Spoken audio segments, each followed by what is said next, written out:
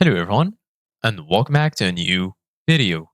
In this video, I'm going to show you guys how you can fix OneDrive entry point not found. So if you guys want to learn how to do it, just follow the steps that I'm going to show you.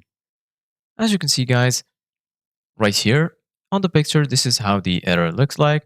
OneDrive entry point not found.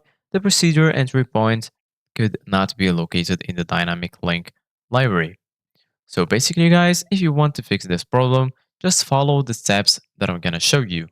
So first of all, if you want to go to the OneDrive folder, just go to your File Explorer.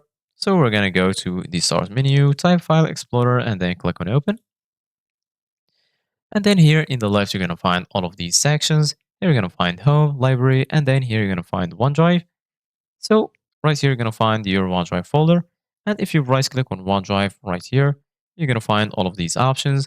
Here you're going to find the option to copy it, expand it, open a new tab, open a new window, and so on. You're going to find always keep on this device, free up space, and lastly, OneDrive. If you click on OneDrive and go to settings right here, you're going to find all of the settings related to OneDrive. Right now, if you want to fix the problem, first of all, go ahead and open your task manager. In order to do that, go to your taskbar, right click on it, and then you're going to find task manager, or you can just click on Control plus Shift plus Escape on your keyboard. Once you do that, you're going to be here in the task manager. And then here, as you can see, guys, in the left, you're going to find all of the sections. Here, you're going to find processes, performance, app history, startup apps, users, detail, and services. Go ahead and click on Startup Apps. And then once you're here, go ahead and scroll down until you find OneDrive.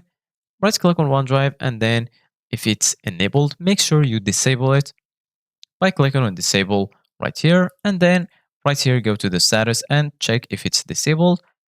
And then once you disable OneDrive from there, you will be able to fix your problem.